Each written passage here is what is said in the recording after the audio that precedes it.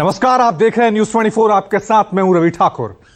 लोकसभा चुनाव के नतीजे आए 2 महीने के करीब होने को है। चुनाव परिणाम के बाद भले ही केंद्र में बीजेपी के नेतृत्व में एनडीए की सरकार बन गई है, लेकिन सीटों के हुए भारी नुकसान पर अब भी पार्टी के अंदर मंथन का दौर जारी है। बीजेपी को आखिरकार इतनी सीटों का नुकसान क्यों हुआ?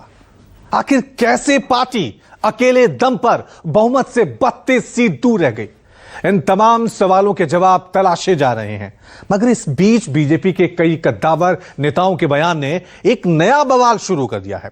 चर्चा तेज हो गई है कि क्या बीजेपी अपने कोर हिंदुत्व वाले एजेंडे पर वापस लौट रही है, और यह चर्चा क्यों हो रही है, इस रिपोर्ट में देखिए।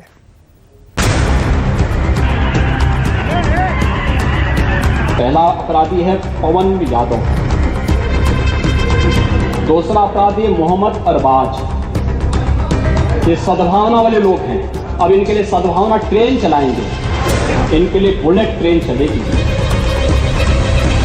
तो हमारी साथ, हम उनका साथ, सबका साथ सबका विकास। बंद करो। रिजल्ट ऑफ 2024, खत्म नहीं हो रही बीजेपी की टीस।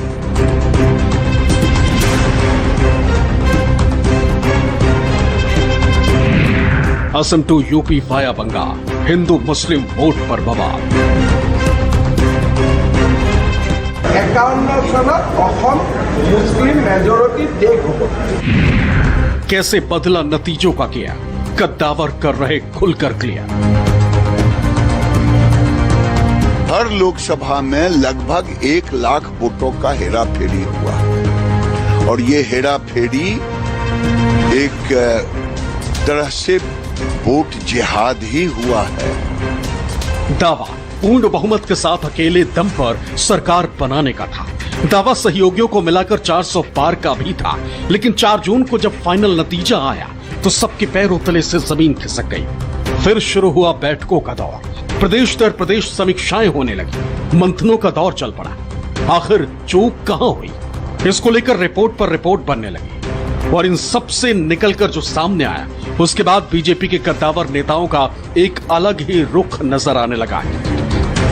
असम से बंगाल और बिहार से यूपी तक बीजेपी के दिग्गज नेता खुलकर अपनी टीस जाहिर करने लगे। यूपी के सीएम योगी आदित्यनाथ के एक बयान से कम तो यही लग रहा है। जो गोमती नगर की घटना है, उस घटना में भी हम लोगों ने जवाबदेही तय की है। उसके अपराधियों की सूची भी मेरे पास आई है। ये अपराधी हैं। पहला अपराधी है पवन यादव, दूसरा अपराधी है मोहम्मद अरबाज। ये सद्भावना वाले लोग हैं, यानी सद्भावना। अब इनके लिए सद्भावना ट्रेन चलाएंगे, इनके लिए बुलेट ट्रेन चलेगी, चिंता मत करो। और उस बुलेट ट्रेन की तैयारी की जा रही है, और इसीलिए महिला सुरक्षा हमारे लिए सर्वोच्च महत्व रखता है। हमने इस बात को पहले दिन कहा है, कोई खिलवाड़ करेगा तो उसका खामियाजा भुगतेगा। वैसे तो सीएम योगी का यह बयान प्रदेश की राजधानी लखनऊ के गोमती नगर में हुए एक वारदात को लेकर थी, जिसमें बाइक सवार एक महिला के साथ कुछ मंचलों ने अभद्रता और छेड़छाड़ की। मामले में सरकार की तरफ से कार्रवाई भी हुई, अधिकारियों के सस्पेंशन और आरोपियों की गिरफ्तारी भी हुई, और उसी के आधार पर सीएम योगी आदित्यनाथ ने विधानसभा में खुलेआम अपराधियों की जाति और धर्म बताकर उस पर बुलेट एक्शन की बात कह डाली। फिर क्या था, सियासत भी हावी हो गई। बहुत दुर्भाग्यपूर्ण है कि इतनी बड़ी घटना उत्तर प्रदेश की राजधानी और मुख्यमंत्री आवास के नजदीक हो रही है। सरकार उस पर गंभीरता से संज्ञान लेने के बजाय उसमें राजनीतिक रोटी सेक रही, वो भी उत्तर प्रदेश के मुख्यमंत्री अपराधियों के नाम और धर्म बता रहे हैं। मुख्यमंत्री जी, इसी वजह से उत्तर प्रदेश में अपराध नहीं रुक रहे हैं, क्योंकि आप अपराधियों पर कार्रवाई करने से पहले उनके नाम और जाति धर्म देखते हैं। जो भी दोषी हैं, जो भी हैं, उनको सजा मिलनी चाहिए, वो किसी जाति धर्म के हों। भारतीय जनता पार्टी की सरकार हर एक मामले में इस तरीके की राजनीति ना करे। नारी शक्ति का अपमान कर रहे हैं, उनके नाम पर आप राजनीति कर रहे हैं। समाजवादी पार्टी इंडिया गठबंधन ने जो वादे जनता से किए थे चुनाव में, वो वादे समाजवादी पार्टी इंडिया गठबंधन जब सरकार बनती तो उनको पूरा करती। हमारी जिम्मेदारी है, लेकिन उन सवालों को हम लगातार उठाते रहेंगे। भारतीय जनता पार्टी ने वादा किया था 2 करोड़ रोजगार देने का, महंगाई कम करने का, किसानों की आय दुगनी करने का, 15-15 लाख रुपए अकाउंट में डालने का। उन वादों का क्या हुआ? उन सपनों का क्या हुआ? इसलिए माननीय मुख्यमंत्री जी जब वो विपक्ष को उनके वादों की याद दिला रहे हैं, तो विपक्ष भी भारतीय जनता पार्टी को इस बात को याद दिलाना चाहता है कि विपक्ष की सरकार नहीं है, भारतीय जनता पार्टी की सरकार है। और भाजपा ने जो किसानों से, मजदूरों से, नौजवानों से वादे किए थे, उन वादों का क्या हुआ? उन सपनों का क्या हुआ? ऐसे में सवाल यह है कि आखिर एक प्रदेश के मुखिया अपराधियों को जातियों में क्यों बांटने लगे?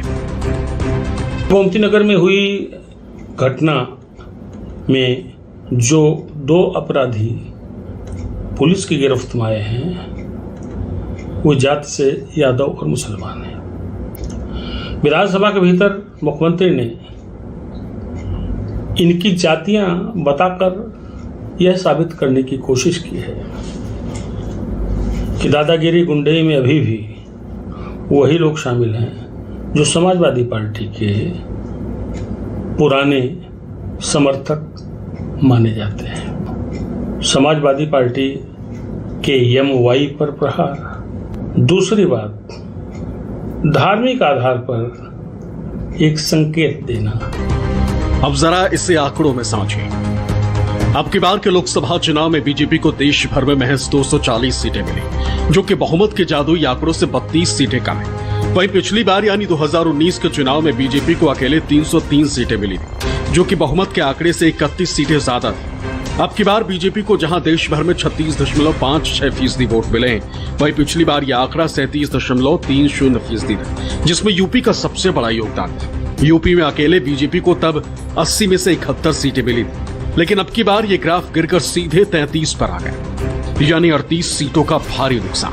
वोट शेयर में भी बीजेपी को काफी नुकसान उठाना पड़ा है। 2019 में जहां बीजेपी को यूपी में 49.98% वोट मिले थे, वहीं 24 में घटकर यह आंकड़ा 43.31% पर पहुंच गया। ऐसा माना जाता है कि 2014 के लोकसभा चुनाव को जीतने के बाद भारतीय जनता पार्टी ने जिस तरीके से अपनी रणनीति में बदलाव किया, उसमें मुस्लिमों के वोट बैंक का कुछ हिस्सा भारतीय जनता पार्टी के खाते में जाता था। इसमें से ज्यादातर या तो शिया कम्युनिटी के लोग थे या फिर मुस्लिम महिलाएं थी। लेकिन इस बार के लोकसभा चुनाव में हालात पूरी तरीके से बदल चुके थे। तमाम मुस्लिम बहुल इलाकों में भारतीय जनता पार्टी को वोट नहीं मिले। मुस्लिमों के साथ दलितों ने भी गठजोड़ बना करके इंडिया गठबंधन को वोट किया। ऐसे में भारतीय जनता पार्टी के लिए जरूरी हो गया है कि वो एक बार फिर से अपने प्रखर हिंदुत्व की राह पर वापस लौटे, और भारतीय जनता पार्टी कुछ इसी तरीके का करने का प्रयास भी कर रही है। अगर आज के मुख्यमंत्री योगी आदित्यनाथ के विधानसभा में दिए गए बयान को देखें तो बिल्कुल स्पष्ट है कि वो कहां पर निशाना लगा रहे हैं। बात यूपी तक ही सीमित नहीं, लोकसभा चुनाव में मिले झटकों का असर और उसमें मुस्लिम वोटर्स का रुझान बंगाल बीजेपी के कद्दावर और पश्चिम बंगाल विधानसभा में नेता प्रतिपक्ष शुभेंदु अधिकारी के बयानों से साफ झलकता है। शुभेंदु साफ तौर पर कह चुके हैं कि सबका साथ सबका विकास नहीं चाहिए। আমরা জিতব, হিন্দু বাঁচাবো, সংবিধান বাঁচাবো। আর বলবো, আমিও বলেছি রাষ্ট্রবাদী মুসলিম, আপনারাও বলেছেন सबका साथ सबका विकास। আর বলবো না, बोलबो जो हमारे साथ हम उनका साथ, जो हमारे साथ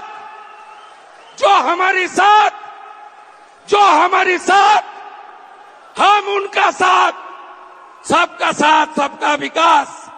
बंद करो नो नीड संख्यालघु मोर्चा। ভালো থাকুন। जय श्री राम, जय श्री राम, जय श्री राम। पश्चिम बंगाल में अब की बार बीजेपी को 48 में से 12 सीटें और 38.73% वोट मिले। 2019 में यही आंकड़ा 18 और 40.7% था। यूपी और बंगाल के 2 कद्दावर नेताओं को सुनने के बाद अब आपको लेकर चलते हैं असम। असम के मुख्यमंत्री हेमंत बिस्वा शर्मा तो इन सब से कई कदम निकलकर आगे आ गए।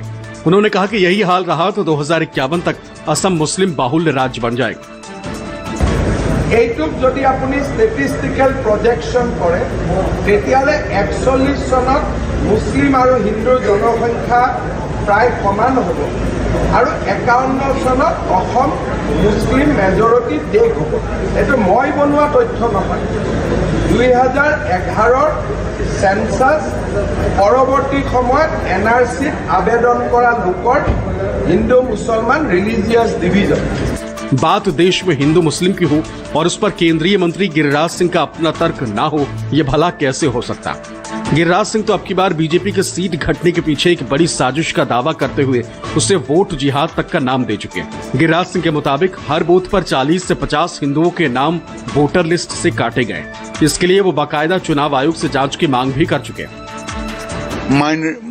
माइनॉरिटी अब हम लोग भी इसकी जांच कराना शुरू कर दिया है। 4-5 दिन से रिपोर्ट आना शुरू हो गया है। ये हर लोकसभा में लगभग 1 लाख वोटों का हेरा फेरी हुआ है और ये हेरा फेरी एक तरह से वोट जिहाद ही हुआ है और ये बंगाल, झारखंड, बिहार, यूपी 4 स्टेट को टारगेट किया गया। बीजेपी शासित राज्यों के 2 सीएम, एक प्रदेश के नेता प्रतिपक्ष और एक केंद्रीय मंत्री जैसे कद्दावर नेताओं के इन बयानों से ये कयास लगने लगे हैं कि बीजेपी अपने कोर हिंदुत्व के एजेंडे पर अब वापस आ रही। राष्ट्रीय स्वयंसेवक संघ के मार्गदर्शन में चलने वाली इस पार्टी का एक बड़ा एजेंडा कट्टर हिंदुत्व है और यही वजह है कि तमाम आरोपों प्रत्यारोपों के बाद, कथित अंदरूनी संघर्ष के बाद भी योगी आदित्यनाथ उत्तर प्रदेश के मुख्यमंत्री बने हुए हैं और निकट भविष्य में बने भी रहेंगे। तो स्वाभाविक सी बात है, योगी आदित्यनाथ का एजेंडा बड़ा साफ है और भारतीय जनता पार्टी कट्टर हिंदुत्व के साथ ही जातीय गुणागणित को दुरुस्त करके 2027 के मुकाबले में आएगी अखिलेश यादव के सामने। खैर, लोकसभा चुनाव में लगे बड़े झटके से बीजेपी अब आगे के चुनावों के लिए अपनी रणनीति में क्या बदलाव करती है, ये तो आने वाला वक्त ही बताएगा। मगर तमाम बड़े नेताओं के बयान और पार्टी के कुछ इंटरनल रिपोर्ट्स इस ओर इशारा जरूर कर रहे हैं कि आने वाले चुनावों में बीजेपी का अपना कोर एजेंडा खुलकर दिख सकता है। लखनऊ से मानस श्रीवास्तव के साथ ब्यूरो रिपोर्ट, न्यूज़ 24।